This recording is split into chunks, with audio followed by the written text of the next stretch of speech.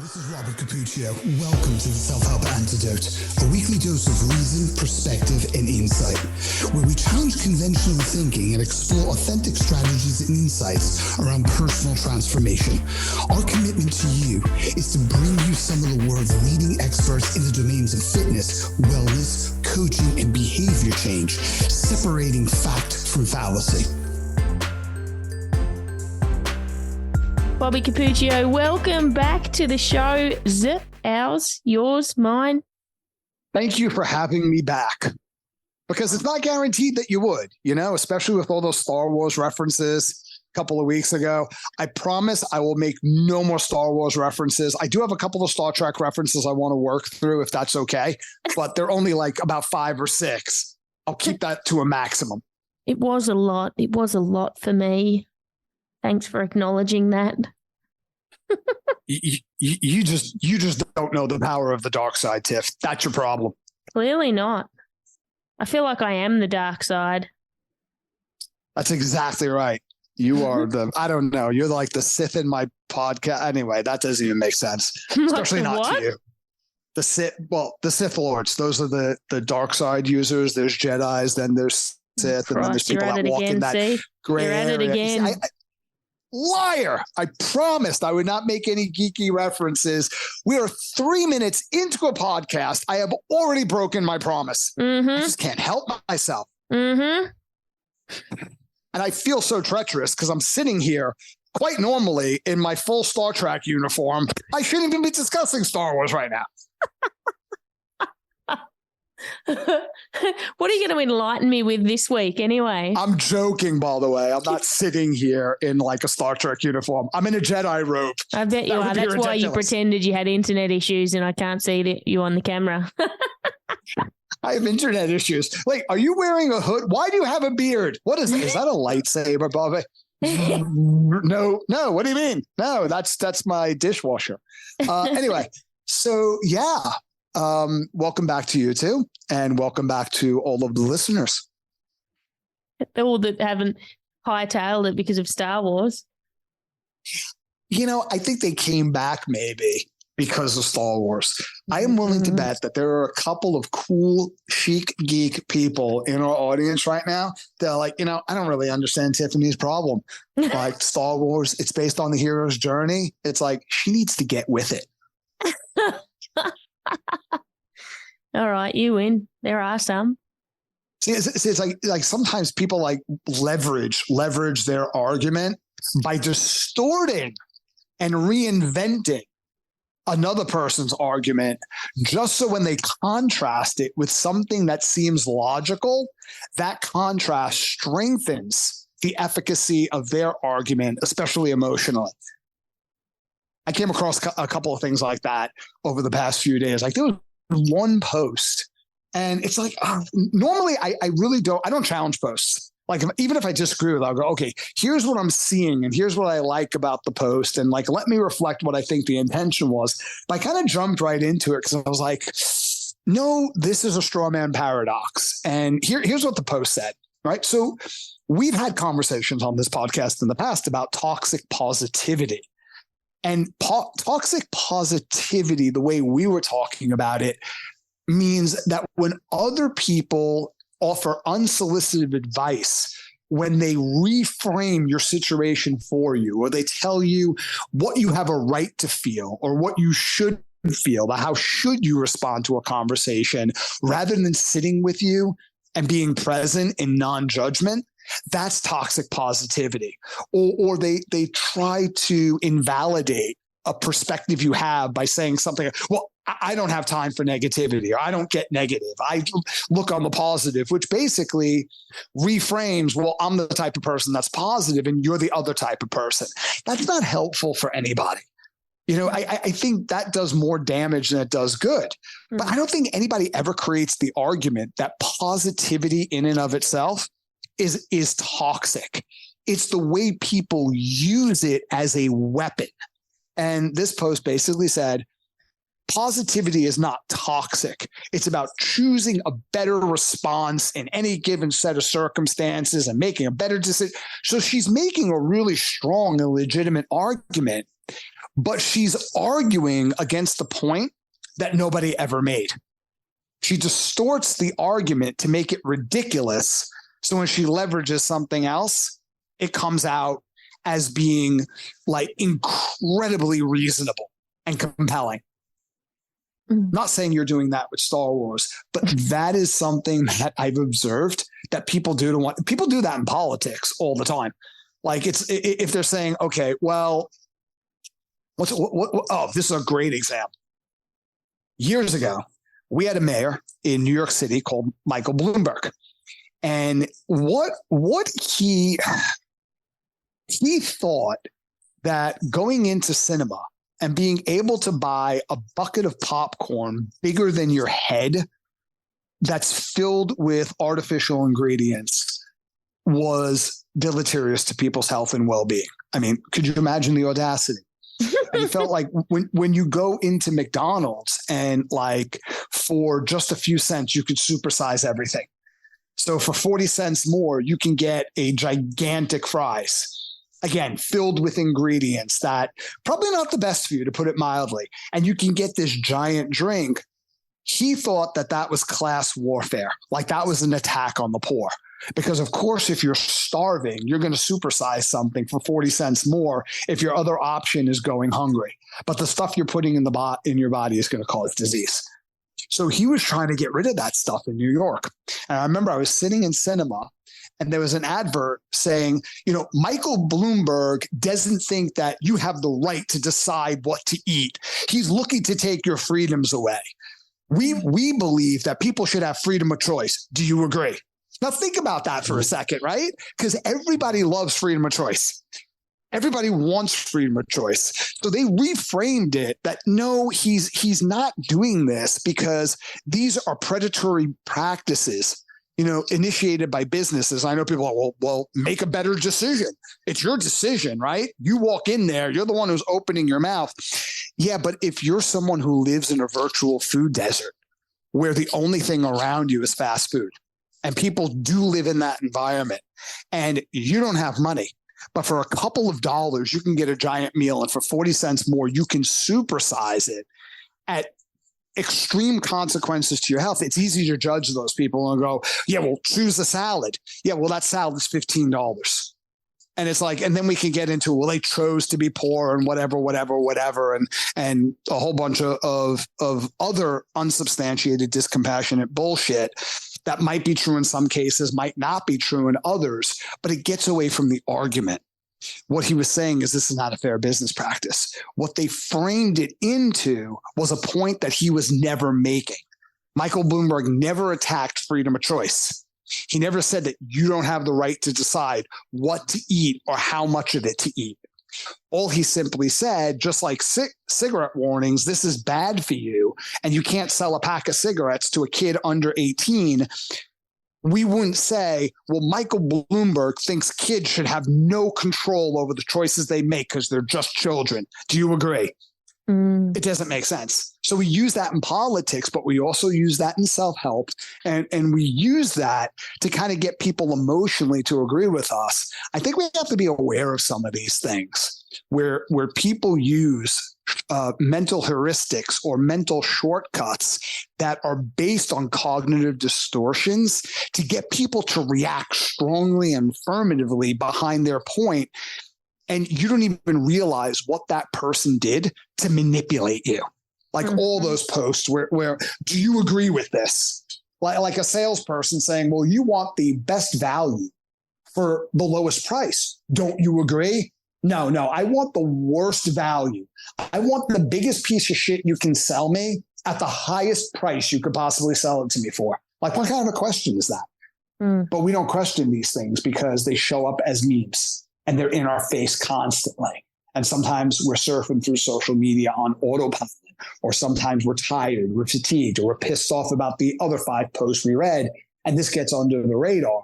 And sometimes they're not particularly damaging, but other times they're manipulative. And if we're not careful, they can alter our thinking in a way that's not based on reason. It's totally based on manipulation. The problem is we're so... When something lands with us in a positive way. You know, like I was thinking about this recently. Harps shared a beautiful video of Johnny the other day. Johnny's his good friend, the gym, 5-6 years ago, got blown up in an accident, gas bottles on his car. Long story short, for anyone that doesn't know, he had a 1% chance of living. He wasn't ever supposed to survive, and he was never going to walk. He was going to be brain damaged, a whole bunch of stuff. Now, Johnny drives to the gym and walks on sticks now, walks with sticks. And he is just incredible 5-6 years later. I can't remember exactly. But Harps put this video up. They were having coffee and Johnny he's been in extreme pain lately and having a lot of spasms. So his body was spasming and he was wincing at the pain, and Harps was just talking about that on the camera, asking him, what's the level of pain that you're in, explaining what was happening, why he was moving that way, and asked him what level of pain he was in, and he said 8.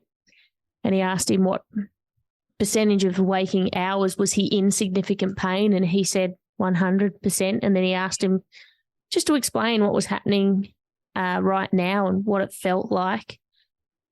And Johnny is so stoic, and there's something like, I watched that video 1,000 times, and, you know, I see him when he comes to the gym and he has this energy of one thing I never feel when I see him is I never feel pity or sympathy. I feel this mix of empathy and I guess not even inspired, just a strength. Like he has this strength about him, and it puts things into perspective. But then there's that idea that also it doesn't mean we just shove all of our tiny little problems in a black box and go, well, they actually don't matter. I mean, we're still allowed to feel the way we feel about disappointment. We're still going to have emotional reactions, and we still have to honor our own emotional states of disappointment or hardship So it's finding that balance, isn't it? Yeah, I think one feeds into another. There's a difference between recognition and rumination. Like another post was, and there are all these "don't you agree" posts, and they're absolute. Like you either agree with this or you disagree with this, and that in and of itself is quite suspect. But it's like no matter what happens, positivity is always the right response. The literature does not support that. Sometimes, like not recognizing what you're going through and having a false superficial sense of positivity exacerbates emotional duress, not alleviates it.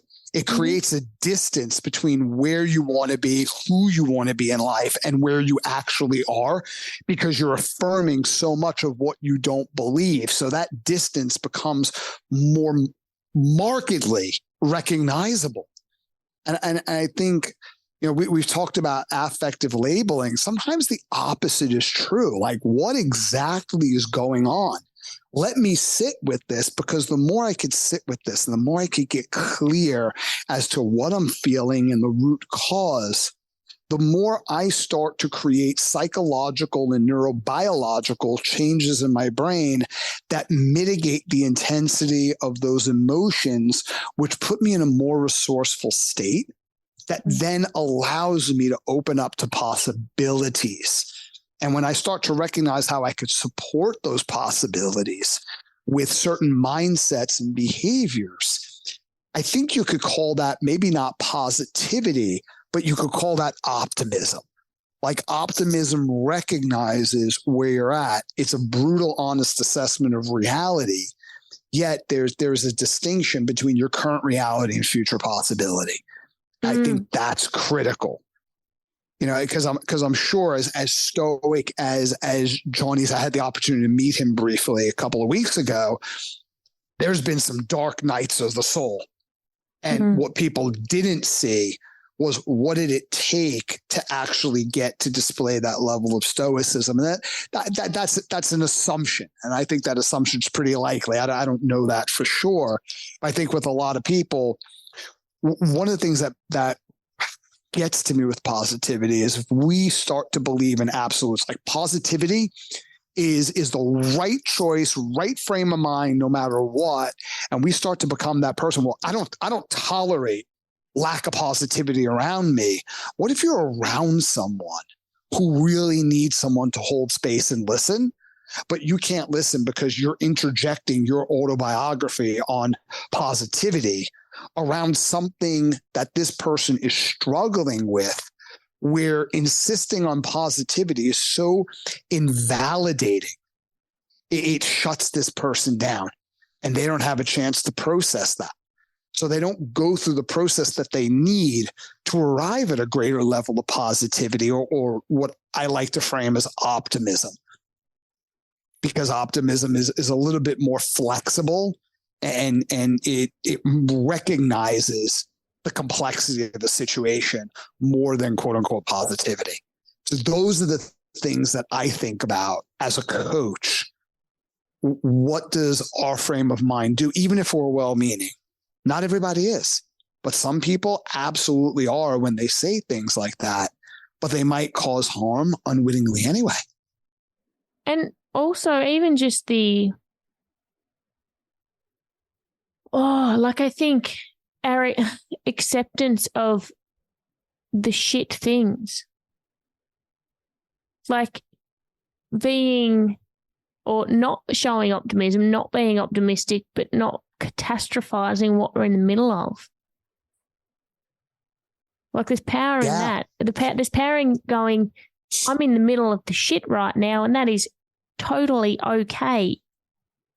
I can acknowledge it, be in it, allow it to be shit, and realize that A, it's not forever, and B, the reality is one day I will look back. If this is me, this is definitely me. I will look back at some point, and I will say this was a positive. I'll say thank goodness for that. I'll say look what I learned. Look where I am.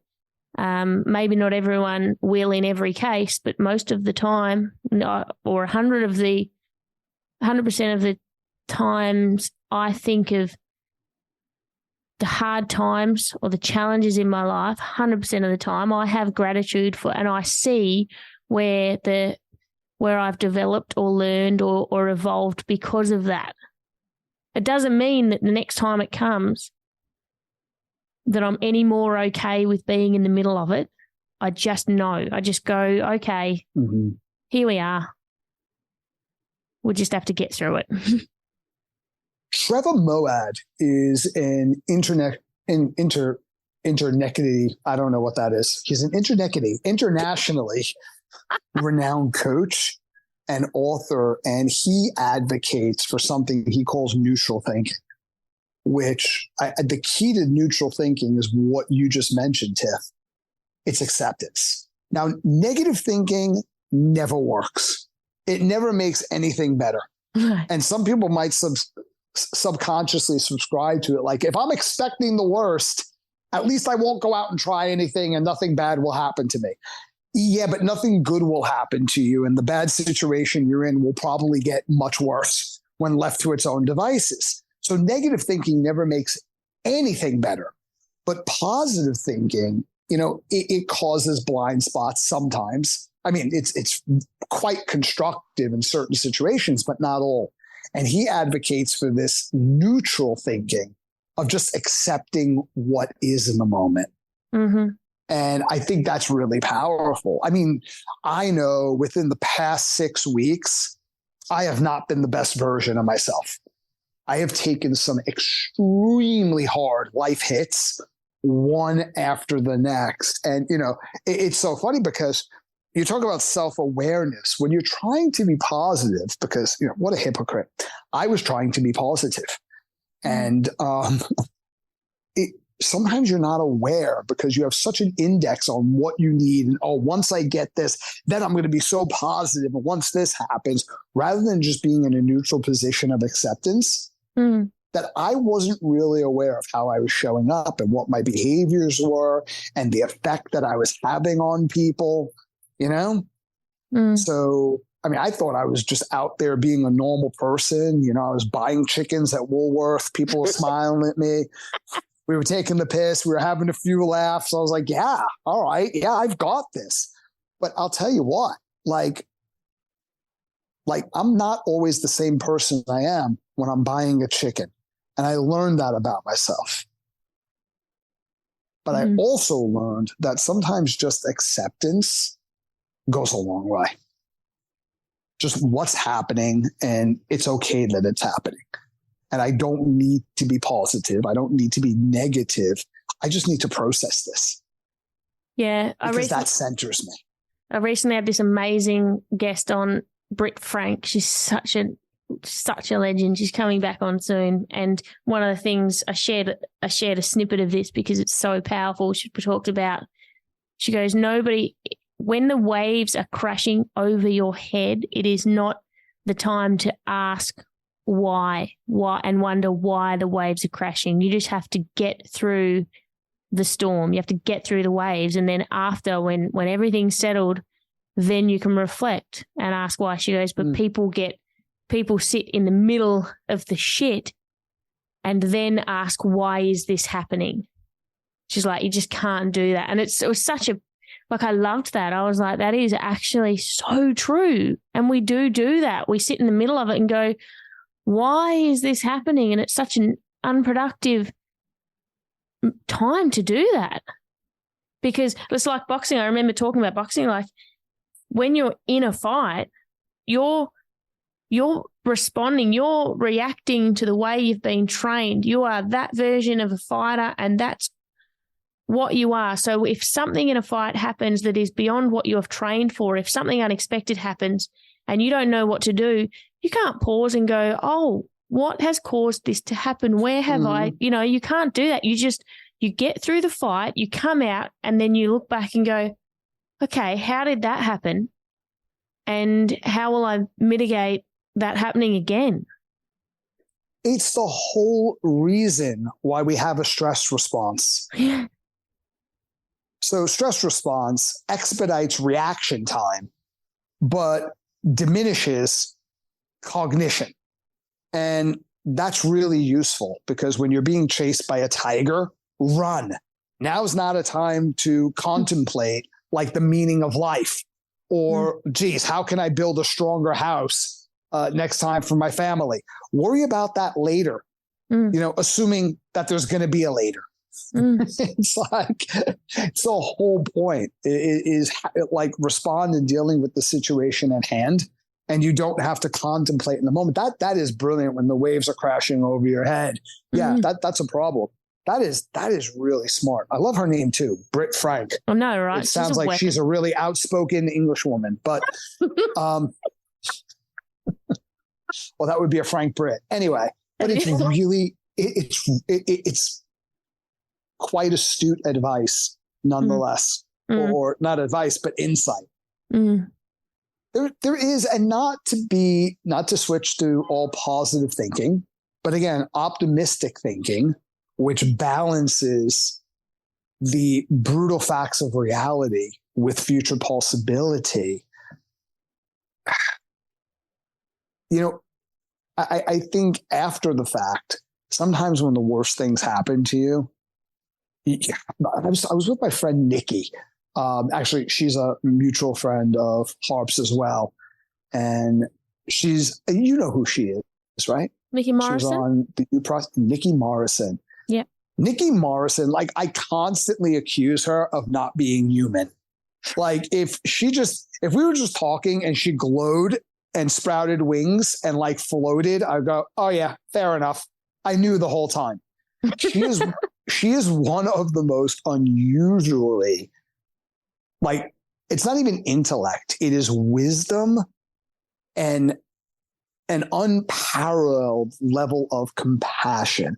Like she has this ethereal impact on people. And we were sitting, we were at Finder's Station across the street, grabbing some food. And she said, when bad things happen to you, we cannot process and appreciate the thousands of variations and sequences of events that lead you to a certain place because we're looking through quite a myopic funnel. And usually that funnel is fear. right? Because we're not afraid of great things happening. We're afraid of bad things happening. So we have a negativity bias, because a negativity bias it's horrible in modern society with rumination, but in terms of survival, it's quite useful to have for human beings. And she says, so we can't appreciate how when something happens that was the last thing you wanted to have happen, how it could actually generate a sequence of events that not only help you learn lessons and become smarter and better, it can actually lead to something much better, not necessarily worse. Mm. Because you don't know how all these steps are interacting. So it doesn't necessarily mean that you're going to a worse place. You could be going to a better place. I mean, it's not like the universe, if you use the term universe, really is prejudicial towards negative or positive things happening to you. So there's always that. I think with acceptance, curiosity could naturally evolve. Okay, I accept what's happening. I am in it. After the crisis is over and you're reflecting, what am I curious about? And that curiosity opens the door to expand and deepen your thinking. Yeah. When we talked about this last week in the manifestation, and for me, this feels the same, right? If we think of being optimistic or seeing the positive side of things, the power of positivity, it is a practice, not a thing. And it is a practice in understanding that what I am doing is I am training my thought process, my mind, my brain, what to see and how to see it. I'm not shoving all the bad shit in the corner to fester and grow and bust out of some small space that I've ignored in 10 years' time. I'm training my mind to think a certain way, and that's a practice. Mm-hmm. And throughout that practice, over time, I will see things differently. It doesn't change reality outside of me. It changes my perception of reality and experience of it. It's a practice. It's not an identity, I think. Mm-hmm. You see, I think that's such a powerful distinction, because God, what you just said is so brilliant, because when you have it as an identity, it can lead to delusional thinking. Yeah, you won't allow yourself.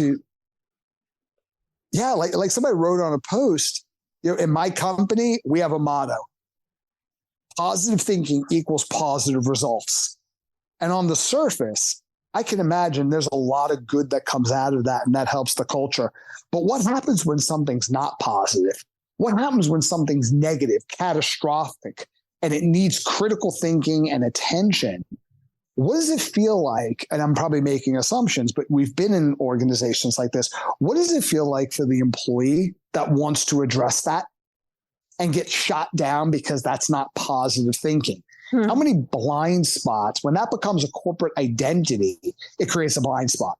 When that becomes a practice, it's like, okay, here's what's happening. Now, what's the most constructive way we can go around planning and responding to this? And if that doesn't work out the way we thought it should, what's our response to that?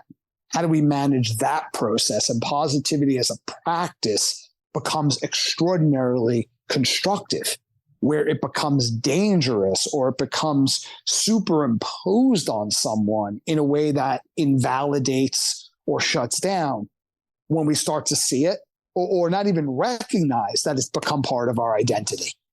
God, I absolutely love that. Like every podcast, you'll say something and I'll be like, wow, okay, that was it for me. For me, that was worth the whole podcast. And I thought you had said it already. And I realized, no, it wasn't that. It was what you just said. For me anyway, positivity as a practice, not an identity. Oh. No, that was brilliant. That was a mic drop moment. So Tiffany, I'm going to wrap this up right now. I'm just going to thank you for, once again, another great conversation. Thank our listeners for joining us and just peeking into our minds at work. We know that's terrifying and it takes a lot of courage and bravery, but we appreciate you hanging with us nonetheless. We will see you on our next joint episode. Thanks, Bobby. Thanks, everyone. Thank you for listening. I hope you enjoyed this episode. Visit us at theselfhelpantidote.com to share your feedback, insights, and recommendations on what topics you'd like us to explore in the future.